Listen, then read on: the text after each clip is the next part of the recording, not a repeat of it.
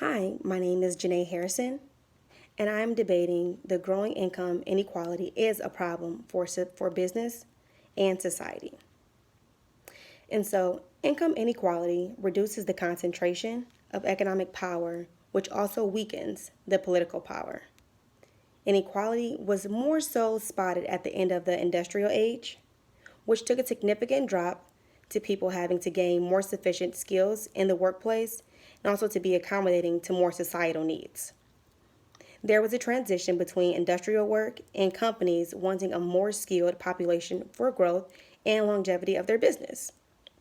Likewise, pay disparity in society also defines how we view our social status, availability, and availability for jobs in the neighborhood. And so let's take for an example here. If a neighborhood is struggling to support a business in their community, that business will move to another neighborhood who are thriving, who would be more beneficial to their overall, success in their need. Just because, you don't want to be in an area where you're not able to survive and people around you aren't surviving economically and they're not financially stable. And so you want to make sure that as an entrepreneur, as a business or a firm, that you're moving to an area where that neighborhood can help your business to survive also. And so, even with that, in that same aspect, the jobs are leaving the communities. And so, the people who are experiencing a setback from those salaries now will have to drive further away from their communities to find that employment. And not even to touch on the people who live in these communities who don't have the mobility or don't have the transportation or the access to jobs outside of their community. They're going to even be more involved in that income deficit that they're experiencing already. And so income inequality, it can be due to many variables, such as education, gender, race, social class, and more. And so now let's take a deeper look into why is the growing for income inequality a problem for businesses. As stated in the article, The Race Between Education and Technology, and also in the Handbook of Labor Economics, the theory of skilled biased technical change has it that the demand for higher skilled workers cannot meet the rising demand, and that result in disequilibrium leads to an increased payoff for high skilled labor and consequent increase in inequality.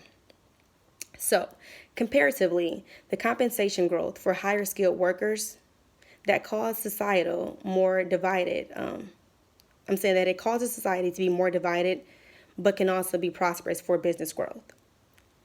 Nevertheless, this affects society negatively because it increases the gap between people who are suffering from inequality income. And so, along with that, the jobs or careers of today's society are requiring people to have more skilled development from employees. Gaining education to help close this gap between businesses and society can be beneficial, whether it's finding a trade, a technical skill, or pursuing higher education. Businesses in the economy want reassurance that they have qualified people who are coachable and yet still self-sufficient to grasp concepts, who are willing to improve professional development. Businesses thrive on loyal customers who are supportive, and if the relationship between the firm and its customers are damaged by a continuous growth of income inequality, then as a result, businesses suffer. And so economic development and social growth is key to a decreased rate in income inequality for businesses and society. Equally important, economic development and societal openness analytics exist to determine perspectives on income inequality issues for society. This allows for tracking of the income inequality by using a variety of variables to conduct analytics, and also to bridge the gap between income inequality and capitalism relationships. And so, after gaining more knowledge about the fact that growing income inequality is a problem for a business and society, let's find a resolution to close this significant gap. Thank you, and again, my name is Janae Harrison.